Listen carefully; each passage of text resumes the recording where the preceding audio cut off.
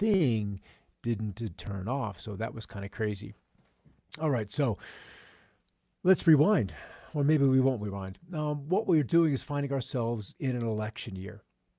And in an election year, we're on the lookout. We're in a constant search for an ideal, something that we could rally around, a gathering point, a reason to be engaged. And that is truly the point of elections, is to gather engagement and to rally an army or rally a group, if you will. And we've seen groups being rallied. We've seen those kind of actions out in the world today.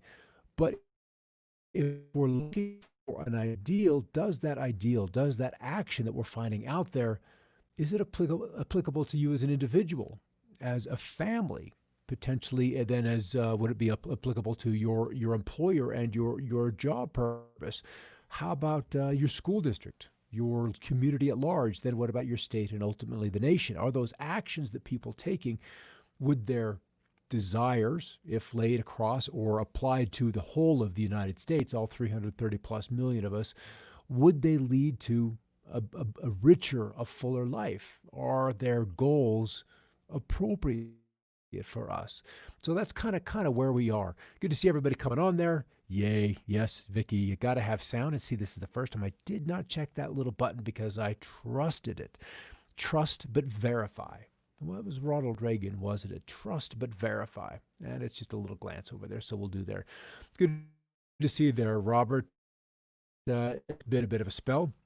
And so what I kind of want to do is roll out a little slideshow. And we'll show this over on here on StreamYard. And so I'm just going to call it Finding an Ideal. And there are so many out there. And this is the challenge with this, is that we have 300 plus million people.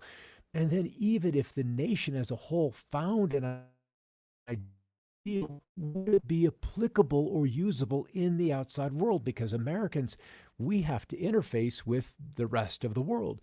So our ideals, ultimately, as you're an adult, and I'm sure most of us on here are, deal with a spouse. You know, we're out there looking, we're shopping, we're looking for the spouse that will complement us. And then obviously, a job that can then bring a revenue, an income source, but then most importantly, fulfill us in a way that does then bring an income and that leads to harmony within yourself. And then if you're in a good shape, then you could be beneficial to family and spouse. And then that job or that spouse isn't a detriment to your health. If you're not getting the activity, if you're not getting out and about, if you're not eating correctly, all of these things will then play into health and then body as well. And then the proper home. And this could be even just the emotional home, the safe space you come home to, or physical structure itself and to where it's located. So we're seeing how shopping for the best applies to just about every single thing we do in our lives: spouse, job, health, body, home. And then you've got to nourish that body itself. You've got to have food. And that is a decision that we encounter nearly every hour of the day. Cooking dinner in the other room right now, and I haven't had anything but coffee and the stomach's growling. But is it the right food for me? Is it going to nourish my body?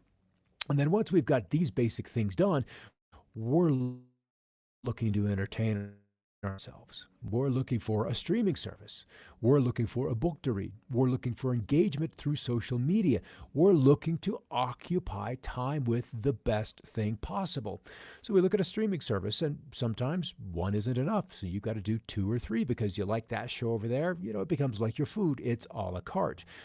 And then once we have enough, we go to charity. We look for those things, those shelters, those rescue services, the children in Yemen, the Boy Scouts, the Girl Scout cookies. You know, charity comes in so many ways. And then we get into dicey things. We get into things that are somewhat more complicated because these things, let's say politics down in here, don't necessarily serve us. We serve them. So it becomes a little bit of a choice in how we begin to draw that or allow that or go root for a religion, or for a politics, and that politics ultimately will lead to some kind of governance. And a governance then is this structure that you then have to negotiate day by day by day, whether it's by taxes, whether it's by privacy, whether it's by what business you can or cannot operate, and the rules and engagements that even your local government will then impose upon your business, whether it's a micro manufacturing, whether it's a stay-at-home business, or whether you have to go to work to then go to work. And religion then becomes a far more subjective one, because how do you prove something? How do you prove a belief system? And this is where so much consternation happens in the world, is through beliefs. Not proof that something is real, but just a belief that it potentially may be. And many, many, many are willing to gamble their lives and their behaviors with their fellow human beings on this religious belief. And once all of these are dealt with, assimilated, indoctrinated, or given a, then we have a certain desire for a kind of leadership. That leadership can be an invisible leader of a religion. It can be an elected president, or it could just be the spokesman for a charity, or just the pleasure you receive from a streaming service. And then will the leadership, will the religion, will the government deal with the issues that you have in your life? Can they accomplish loneliness? Can they accomplish those things that in many ways we pop up here to your spouse to then give you? And then the outcomes, that's all kind of subjective in the end, Ron. And maybe these can't even be dealt with like religion and government until after we passed. So let's roll to ideal. Move over Zoom who. Good to see you guys in there having a little chat. I wasn't quite sure what I was going to get to until like yesterday afternoon. And I thought, okay, let's talk about ideals and see where that takes us. Because usually when you start something, you've got an ideal. Where it takes you, leads you, isn't always necessarily. So an ideal, by definition, and I had to screenshot this, a conception of something in its absolute perfection. One example being the ideal of a national unity. Number two, one that is regarded as a standard or model of perfection or excellence. That could be an education. That could be a spouse. That could be the emotional revelry you get from church. It could even simply be a book that is outstanding. Number three, an ultimate or worthy object of endeavor or a goal. And as an adjective, conforming to a standard of perfection or excellent, perfect or highly satisfactory, like an ideal work environment, and then existing only in the mind or it's imaginary. And that is probably the more realistic outlook, that we have these ideals that we set out for ourselves. But then once you get to the real world and you look at the pros and cons and pros and cons, then it becomes a juggling match, and we'll get into that. So let's take the girl in college or high school. I'm looking for a husband. And he lifts me up. He understands me like no other, supports my every dream, believes in me no matter what, accepts me flaws and all, nurtures my heart and soul, and darn near perfect. It could be husband. It could be government. Think about that. A government that would lift you up, that would understand you and your individuality, that would support your desire to excel, to understand that you and there are citizens that need to dream, have to dream. They don't do well in school, but they want to excel at some gift that they were given. And then that becomes, in a way, a national treasure, is a citizen's ability to excel at those God-given gifts, because then that would uplift all others. Believes in me no what? Doesn't need to tap my phone, doesn't need to follow me. What a concept. Accepts me, flaws and all, because, we all have them. And then a structure which would nourish heart and soul, and that would lead to something damn near perfect. So we have spiritual desires, needs, acceptances, emotional issues, loving, level-headed thought. And then there's the other physical likes, which have to do, because you've got your physical engagement. And then there's the mental aspect of an ideal partner. Baggage, everybody's got baggage. That just, they're intelligent, humorous, playful, understanding, loves my language, conventional or conversational presence and quality time, and then in a way independent. These are big, big, big, big, big, big as we move on through.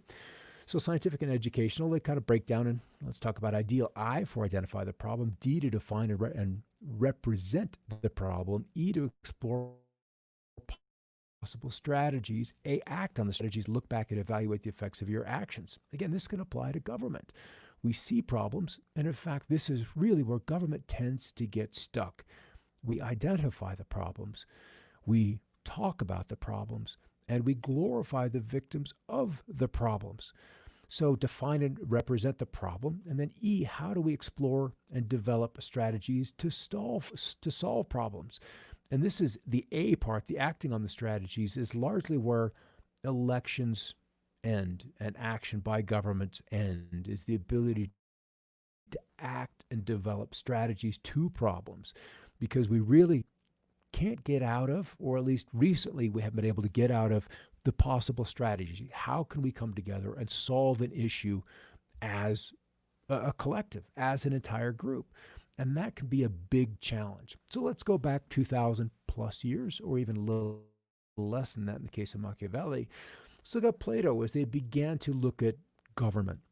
In this particular point of time, we had been dealing with Rome, and that was the big guys, and they had just toppled Egypt. And so democracy and republics, they were definitely things talked about, but monarchies were largely the rule of the day, and how the people dealt with governments and the king's taxation and the crown's land and so forth and so on. So to develop a public, so says Plato, a normative examination of governing citizens believed to be incapable of governing themselves. So a philosopher, one who could look at the issue and rationally, intellectually come to solutions, or a philosopher king should rule to create a just society. Aristotle, in this similar time frame, politics both normative, what should be, and a descriptive, or what we presently have. So based on observations of Greek city-states, to see what works and then what doesn't, because that's kind of the Greek cities. We had multiple examples within a small geographic area, and you could see what works. And that, to me, is I think there'll be some processes that happen in the United States that become decentralized as we see the federal government in some ways simply break or cease to exist, or the ability to exert its influence over larger areas wanes because of the problems we presently have. We see 50, 51 states, if DC ends up getting statehood, as kind of before the Congress right now, approach the problems, be they healthcare, be they education. There's a list that could get kind of lengthy of problems that centralization has not been able to solve. And maybe that was the plan at all. That has to be surrendered.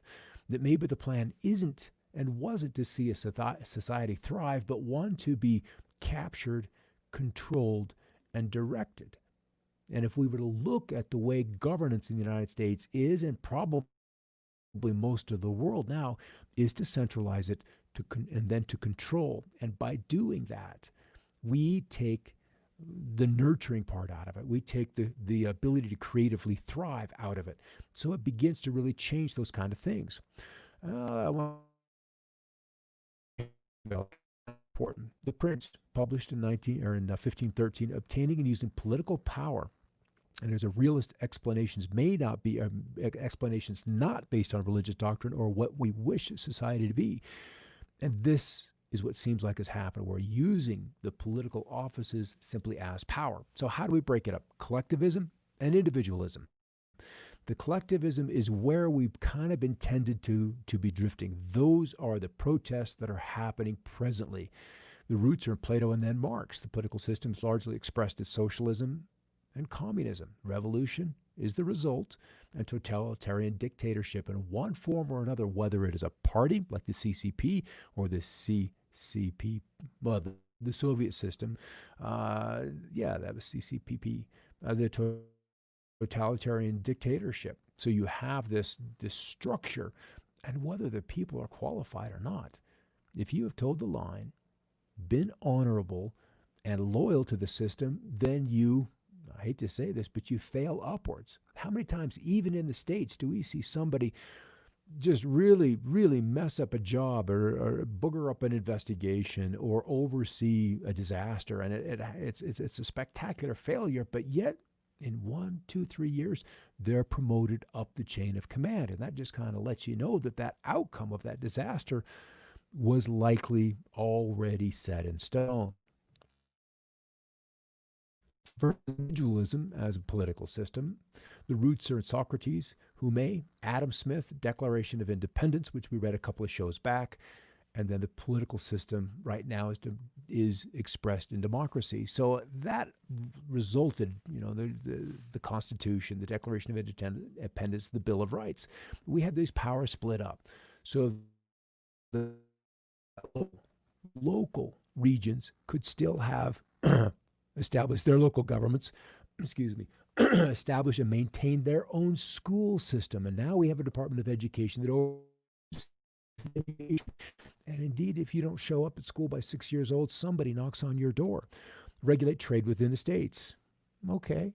Conduct elections, still should be reserved to the states, and then provide for public safety, sheriffs largely, and then the state marshals.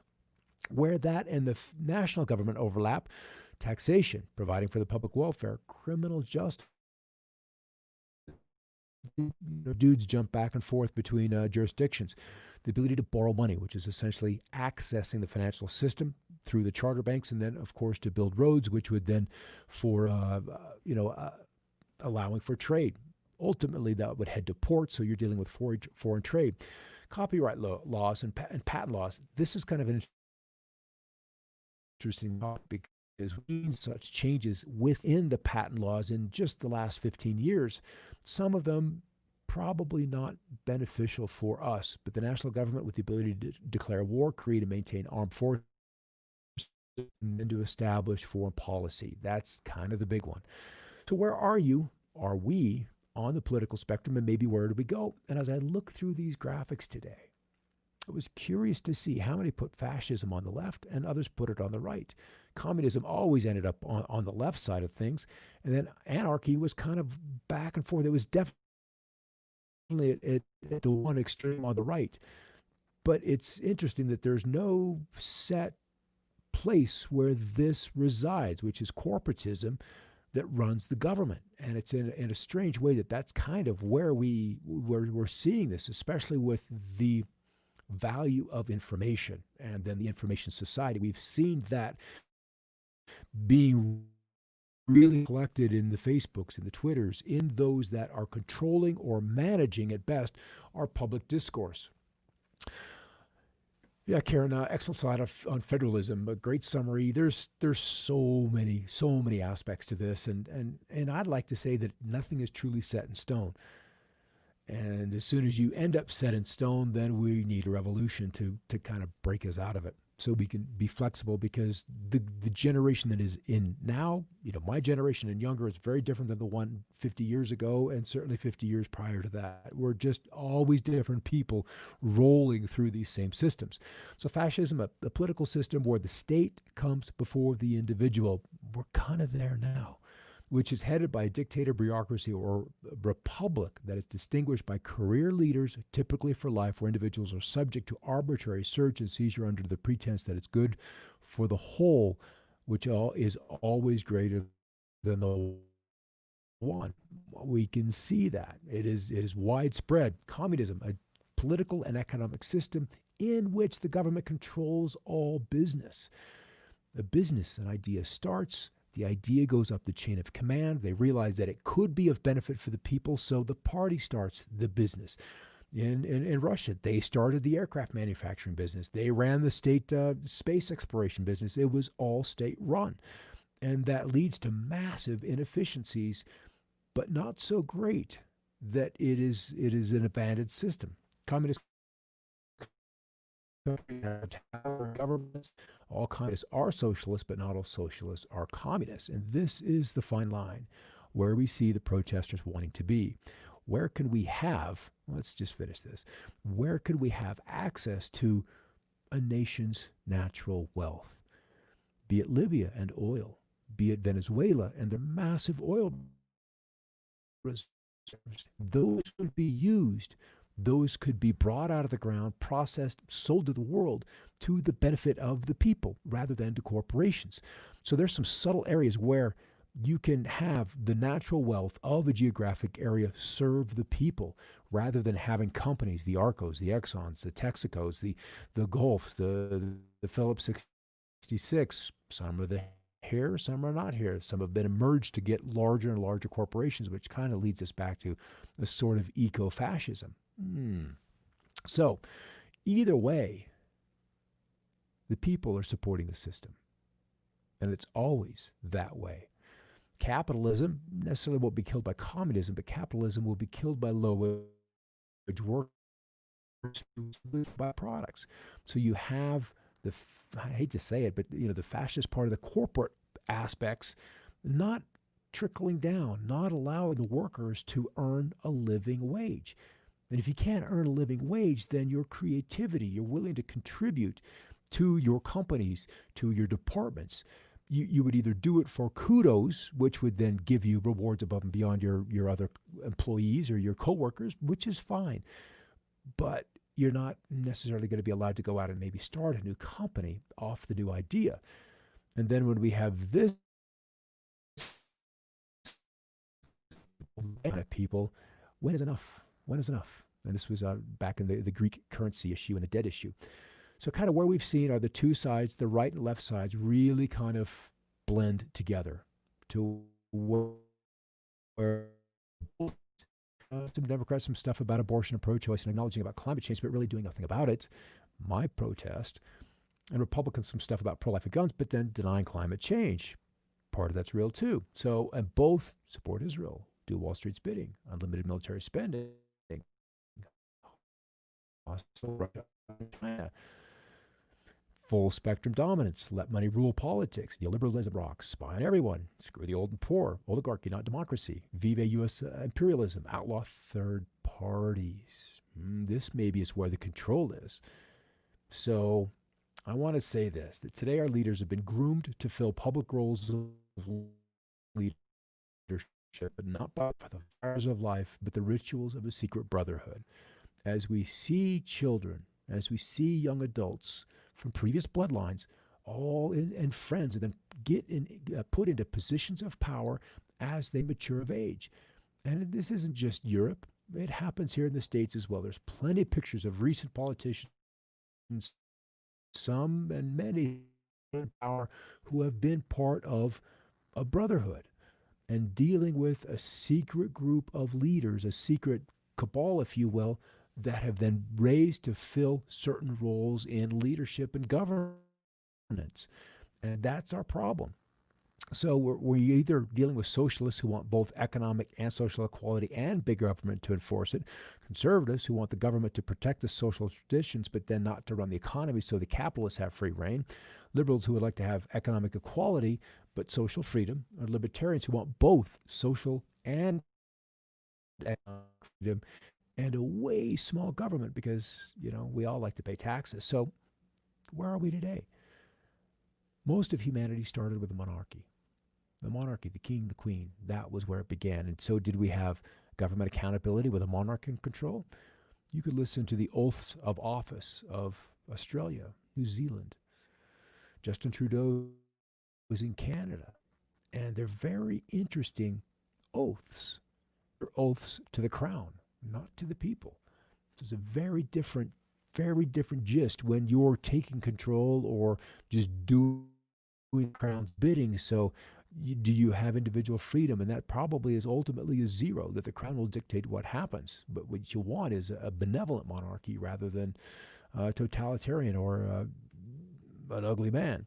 Autocracy, that could be an ideal, and that leaves us somewhere closer to individual freedom. And democracy, if you can keep it, gives us the greatest individual freedom because we have elections to discuss those greater issues that we're dealing with at all times. This I found yesterday from an interesting document when investigating a little bit of the COVID thing. But what is often surprising about new technologies is collateral damage. The extent of the problem that you can create by solving another problem is always a bit of a surprise. This idea, I'm going to venture a guess, is what has kept us out of energy, us from solving a lot of problems that are financially beneficial to the system as it is. Can you imagine if we had a cure for cancer? That you could go into an oncology clinic, a course of something that lasted maybe 14 days, and then be cancer-free for the rest of your life. How much money take out of the system? How many doctors that make $500,000 a year would end up out of business? How many treatments that cost your insurance companies $100,000, $150,000 a chemo that would just simply vanish? Now, it's money that wouldn't be running through the system. So we can see how we've had these structures set up to keep us poor, to keep us paying the big bills, to keep us serfs inside of this system. So we really, really, really need to, what I'm excited about of somehow these unusual hidden technologies can get out, and then there's no other way that we can solve the system. All right, and probably the end of the system, since we're kind of coming up on that time, is our current political system ensures that not the worst, that ensures that, let's try this again, Scott. Our current political system ensures not that the worst will get on top, though they often do, but the best will never apply. Kind of the truth, because who wants to go and get and play in a swamp? We've seen how ugly it is and how many compromises one would have to make to even get considered to be a part of the system, to be a career employee, to compromise those ideals that we started off the show with. We begin our lives looking for the best, that which serves us. And we're left with, in the political realm, probably in the religious realm as well, those systems which then take advantage of us. And this is kind of the state of where the world is, and whether we can solve that with another election, or we're just kicking the can down the road for another opportunity, potentially in 4 years, to solve the problems that could have been solved 104 years ago. All right, that's kind of it for the week. I was going to get on into mask or not mask, but I think we'll be able to save part of that for Wednesday, and that's a request of Robin. So we'll get into this. This is kind of cool because there's a lot of interesting ways to look at this. And Robin, you're so right. The youth is full of idealism, and we do kind of lose it as we get older, and you have to even get through the education system. And I'm glad I wasn't homeschooled, although they could have done it. But I'm glad I wasn't homeschooled. I'm glad I got the opportunity to go to school for that social interaction. But once you hit college, you realize that the game is very, very different than what we were told and brought up as children. All right, thanks for your participation, guys. And we will see you on Wednesday for another edition of another perspective. And you kind of know what we're going to talk about. We'll hit this mask thing and see what else we need to pack in at the end to make it fit our time frame that we're looking to fill.